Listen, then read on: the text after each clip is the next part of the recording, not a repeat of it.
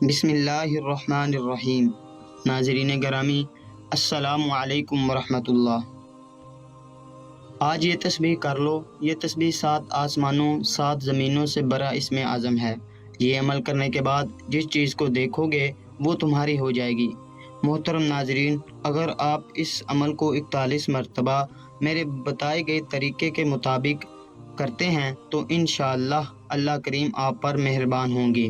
کیوں اللہ کریم انسان اور دوسری مخلوق کی دعاؤں کو سننے والے اور قبول کرنے والے ہیں، تو آپ اس عمل کو ضرور کریں۔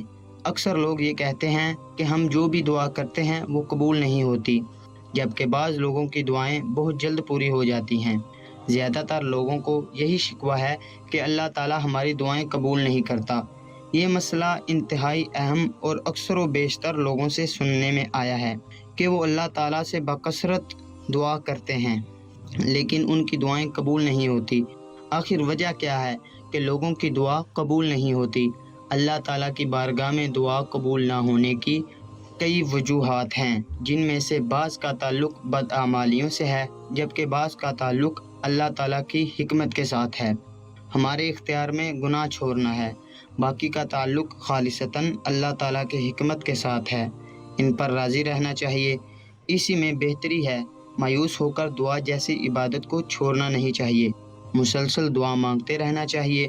احادیث مبارکہ کی روشنی میں وجوہات بیان کرتے ہیں جن کی وجہ سے اللہ پاک کوئی بھی دعا قبول نہیں کرتا، یعنی بعض ایسی عادات ہیں کہ اگر انسان وہ چھوڑ دے تو اللہ پاک دعا قبول فرماتا ہے۔ دوستو، ویڈیو کو آخر تک ضرور دیکھیے گا تاکہ آپ کو ویڈیو کی اور وظیفے کی صحیح سمجھ آ جائے، اور جب آپ وظیفہ کریں تو آپ کو اس کا فائدہ ہو۔ ناظرین گرامی، حدیث پاک کی روشنی میں 5 بڑے عوامل کا ذکر کریں گے جن کی وجہ سے دعا قبول نہیں ہوتی۔ سب سے پہلی اور بڑی وجہ جس کی وجہ سے اللہ پاک کبھی دعا قبول نہیں کرتا وہ حرام کاری اور حرام خوری ہے۔ حلال کی اپنی بے شمار برکات ہیں جبکہ حرام کی اپنی نحوست ہوتی ہے۔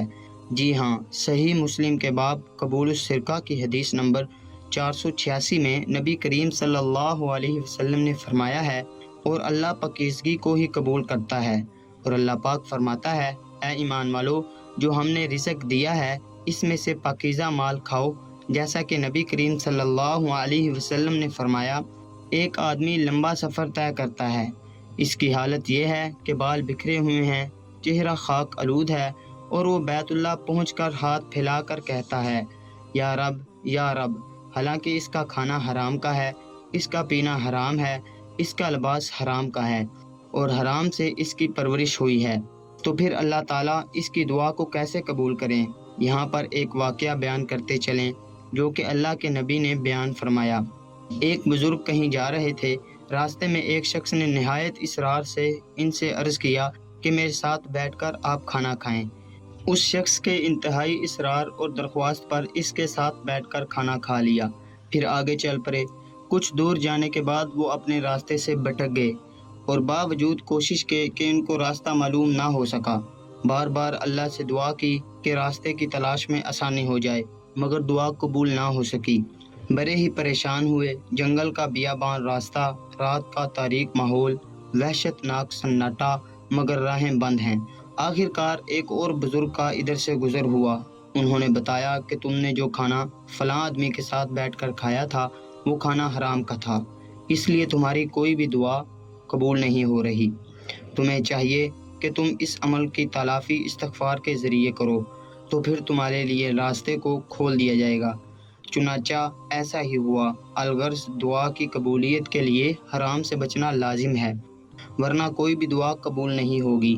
دوسری بڑی وجہ جس سے اللہ پاک دعا قبول نہیں فرماتا وہ گناہ، جلد بازی اور مایوسی ہے۔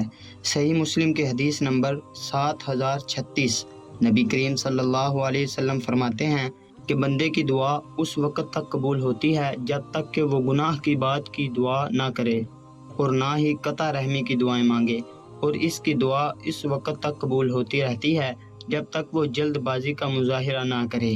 پوچھا گیا، یا رسول اللہ، جلد بازی سے کیا مراد ہے؟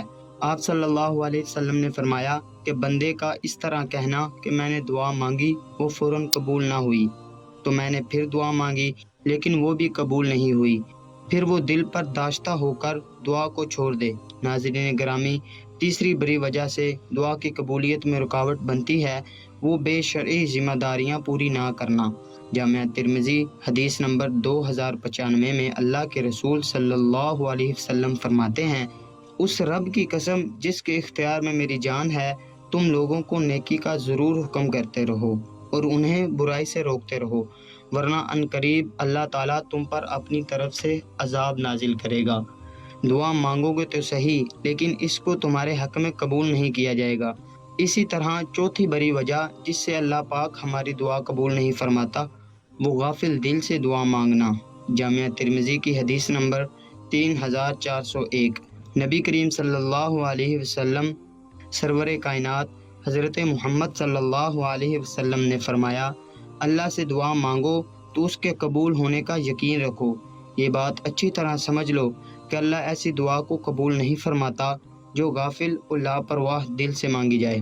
ناظرین، پانچویں اور آخری بڑی وجہ جس سے دعا قبول نہیں ہوتی وہ ہے اللہ پاک کی حکمت، یعنی اگر ہماری دعا قبول نہیں ہوتی اور ہم میں حرام خوری اور حرام کاری، گناہ، جلد بازی اور مایوسی، شریعت پر عمل نہ کرنا اور غافل دل کی عادات نہیں ہیں تو پھر دعا قبول نہ کرنا اللہ پاک کی حکمت ہے۔ جیسا کہ مسند احمد کی حدیث نمبر 11133 میں اللہ کے رسول کا فرمان ہے، جب بھی کوئی مسلمان ایسی دعا کرے جس میں گناہ نہ ہو اور قطع بھی نہ ہو تو اللہ رب العزت تین باتوں میں سے ایک ضرور نوازتے ہیں، یا تو اس کی دعا کو اسی طرح جلد قبول فرما لیتے ہیں، یا اس کے لیے آخرت میں ذخیرہ کر دیتے ہیں، اور اس جیسی کوئی برائی اس سے ٹال دیتے ہیں، یعنی کہ اس پر کوئی آفت یا مصیبت آ رہی ہو اللہ تعالیٰ اس کو ٹال دیتے ہیں۔ صحابہ کرام رضی اللہ تعالیٰ عنہ نے کہا، پھر تو ہم کثرت کے ساتھ دعا مانگا کریں گے۔ تو نبی کریم صلی اللہ علیہ وسلم نے فرمایا، اللہ تعالیٰ اس سے بھی زیادہ عطا کرنے والا ہے۔ اس کا کلام یہ ہے کہ جب بھی دعا مانگی جائے اس میں اخلاق، توبہ، اللہ کی طرف رجوع، عاجزی و انکساری، خوشحالی، بدحالی دونوں میں دعائیں کرنا ابتدا اور انتہا میں اللہ کے اسماء حسنہ کا شامل ہو، اور دعا کے انداز کا مناسب ہونا نہایت اہم ہے۔ اللہ تعالیٰ ہمیں ہر حال میں دعا مانگنے والا بنائے اور ہماری دعاؤں کو قبولیت عطا فرمائے۔ اب چلتے ہیں وظیفے کی جانب جو ہم نے آپ کو ابھی تک بتایا ہے۔ اس میں ہمارا مقصد تھا کہ دعا کیسے قبول ہوتی ہے، اگر دعا قبول نہیں ہوتی تو اس کی کیا وجوہات ہوتی ہیں۔ اب آپ نے وظیفے کے بعد میں دعا کرنی ہے، انشاءاللہ آپ کی دعا ضرور قبول ہوگی۔ دوستو، اب میں آپ کو وظیفہ بتاتا ہوں۔ یہ عمل بہت ہی مؤثر ہے، آپ اسے جس وقت بھی کریں، کسی نماز کے بعد، کسی بھی وقت میں، تو انشاءاللہ اللہ کریم آپ کی دشمنوں سے بھی حفاظت فرمائیں گے۔ اس کا طریقہ یہ ہے کہ آپ نے جب یہ عمل شروع کرنا ہے تو باوضو حالت میں عمل کریں، پاکیزہ کپڑوں کے ساتھ۔ اول و آخر آپ نے تین مرتبہ آپ نے درود ابراہیمی پڑھ لینا ہے، یا کوئی بھی درود جو آپ کو آسانی سے آتا ہو یا آپ جس کو آسانی سے پڑھ سکتے ہیں، آپ وہ درود پڑھ لیں۔ انشاءاللہ اللہ کریم اس درود کے صدقے آپ کے وظیفوں کو بھی قبول فرمائیں گے۔ اور ہاں، درود شریف ایک ایسا عمل ہے جس کو اللہ کریم اپنی بارگاہ میں ضرور قبول فرماتے ہیں، چاہے انسان عاجز ہو کر پڑھے، چاہے انسان جس انداز سے بھی پڑھے، اللہ کریم خدائے ذوالجلال اسے ضرور قبول فرماتے ہیں۔ درمیان کے اندر قرآن مجید کی سورت آل عمران کی آیت 173 نمبر آیت کا مختصر سا حصہ ہے، حسبنا اللہ و نعم الوکیل۔ یہ 100 مرتبہ پڑھنا ہے، اور اس کے بعد آپ نے یا اللہ یا مغنی آپ نے 100 مرتبہ پڑھنا ہے، اور اس کے بعد یا حی یا قیوم لا الہ الا انت یہ آپ نے 100 مرتبہ پڑھنا ہے۔ پھر سمجھ لیں اول و آخر درود ابراہیمی پڑھنے یا کوئی بھی درود 3 دفعہ پڑھ لیں۔ درمیان میں سورت آل عمران کی 173 نمبر آیت کا یہ مختصر سا حصہ ہے، یہ درمیان میں 100 مرتبہ پڑھنا ہے، تاثیر میں شدت ہو تاکہ وظیفہ جلد سے جلد ہو جائے، وہ اپنے ہدف پر پہنچے، تو پھر آپ نے اس تعداد کو ڈبل کر دینا ہے۔ اگر آپ کے پاس ٹائم ہو یعنی کہ درود شریف 7 مرتبہ کر لیں۔ اس صورت میں جب آپ چاہیں کہ اس وظیفے کی تاثیر جلد ہمیں ملے اور یہ جلدی اپنے ہدف پر پہنچے تو پھر درود ابراہیمی 3 مرتبہ یا 7 مرتبہ کر لینا ہے۔ سورۃ آل عمران کی یہی آیت جو میں نے آپ کے سامنے پڑھی ہے، یہ آپ نے 300 مرتبہ کر دینا ہے، اور یا اللہ یا مغنی آپ نے 300 مرتبہ کر لینا ہے، اور یہ بھی آپ نے تعداد میں بڑھا کر 300 مرتبہ کر دینا ہے۔ اس کے بعد جب یہ وظیفہ کر لیں تو اپنے رب کے حضور اپنی حاجت کو پیش کریں۔ جس بھی مقصد کے لیے وظیفہ کر رہے ہیں، اس مقصد کو اپنے رب کے حضور رکھیں۔ اپنی جائز حاجات، نیک خواہشات جو ہیں، انہیں اپنے رب کے حضور رکھیں۔ انشاءاللہ اللہ تعالیٰ عز و جل آپ کی تمام دینی و دنیاوی حاجات ہیں، چاہے کسی بھی معاملے میں رزق ہے، شادی کا معاملہ ہے، قرض کا معاملہ ہے، دنیاوی اور آخری حاجات ہیں، اللہ کریم آپ کو کامیابی نصیب فرمائیں گے۔ آپ کے تمام معاملات آسان سے آسان ہو جائیں گے۔ اس وظیفے کے اندر ایک تو قرآن مجید کی آیت ہے، اور یہ رب کا کلام ہے۔ رب کے کلام میں کتنی تاثیر ہے یہ مجھے بتانے کی کوئی ضرورت نہیں ہے، ہر انسان جانتا ہے اللہ کے کلام میں کتنی تاثیر ہے۔